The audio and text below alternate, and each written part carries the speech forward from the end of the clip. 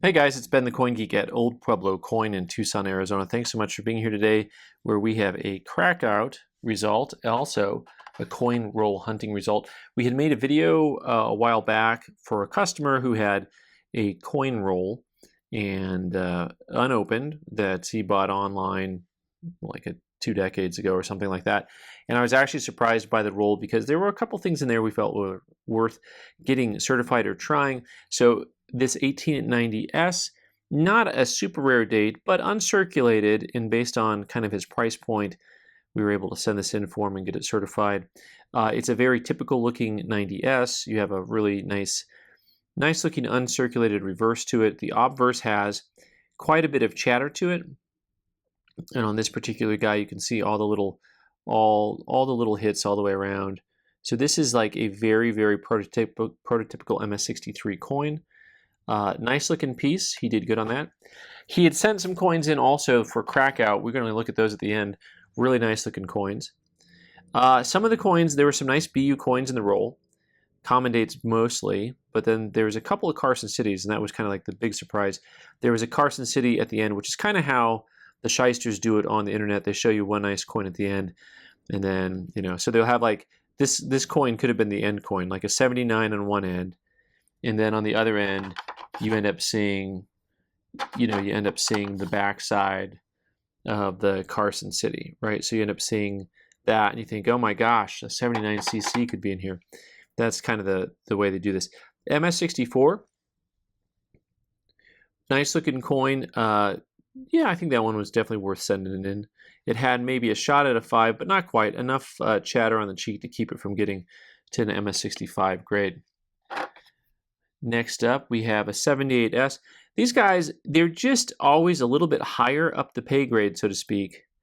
78Ss, when you get them in uncirculated grades, are going to be $100 to $200 type coins versus your common date coin like that 79S, where low-end uncirculated coins might be in the $50, $60 range, and then nicer coins are $75 to $150, but that's for getting into the MS64s and 65s.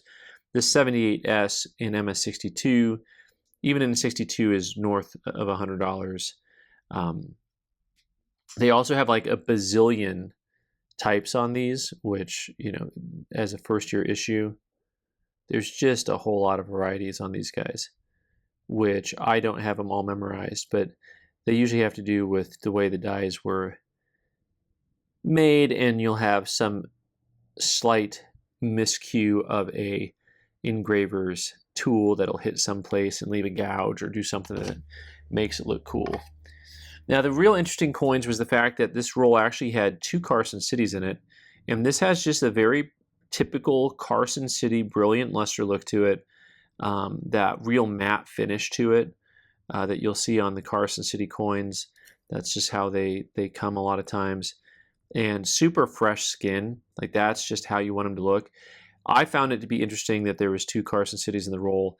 It's hard for me to think the roll was entirely put together, because who would do that on purpose? Although the roll was at least 20 years old, so maybe it didn't matter to them at that point in time. Once again, the obverse and reverse, not exactly matched pairs. The reverse on this coin is a gem coin all day long. MS65 minimum, just lovely. The obverse probably a 64, and the coin is MS64. And, there is something to be said about grading to the lower graded side. That's a typical thing that you do in coin grading. Next up, the 83.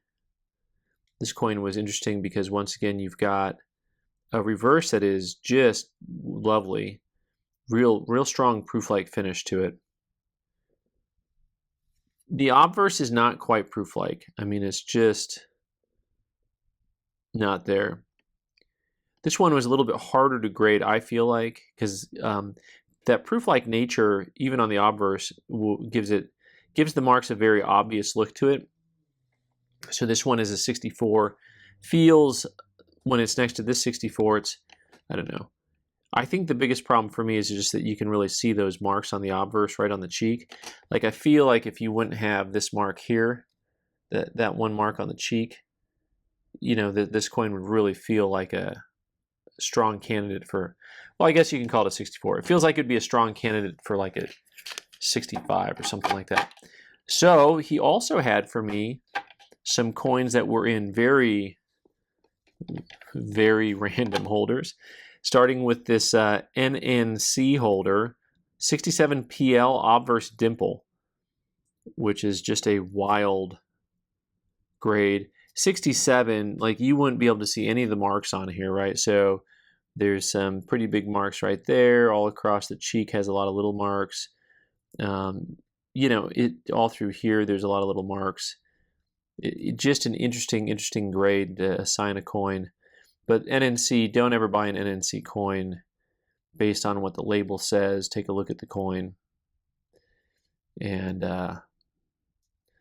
be warned. Unk details, altered surface. Interesting. Possibly, and I still have to go ahead and get educated on this. This has that kind of white cheek look that I think they is considered to be like a putty or something, but also got to get there. I got to get there and take a look. I got to see what they see. All right, 81S in this SGS MS67.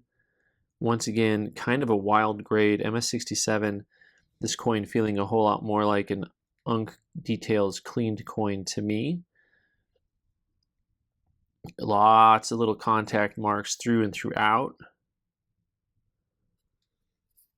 And this guy, apparently there's some glue on the back of that guy. That's holding really nicely. There we go, Unk Clean Details. It be what it be. Like that one definitely has some type of wipe and or something. They did something to that coin. Last up, this 84cc, which was in a 64PL ICG 64PL holder. Interesting. So here you have these lines over here on the left, which are popping up and looking a whole lot like cleaning marks. Like right there. That looks like a wheel mark. But also it stops at the face. It's an interesting set of lines because they're moving horizontally, and lots of times lines up on the face, in front of the face like that, move vertically. I'm intrigued by this coin. Really strong. That's basically a dimple on the reverse there. I don't know if we can, this actually is not designed to be able to see. How many eyeballs can we get to over here? Which eyeball am I at on that? This coin came back a 65 proof-like. So that was quite the outcome. Once again, it's got those lines in front of the face which look and feel like eraser marks, but I think you know, they do appear to stop at the face, so they must just be a die polish. I don't have a strong enough loop to really pull those into field, but what a pretty coin overall. Pretty coin. All right, guys, thanks so much for being here today. I've been the Coin Geek. You can subscribe by clicking on the owl button in the corner and watch more videos on the right side of the screen. Thanks.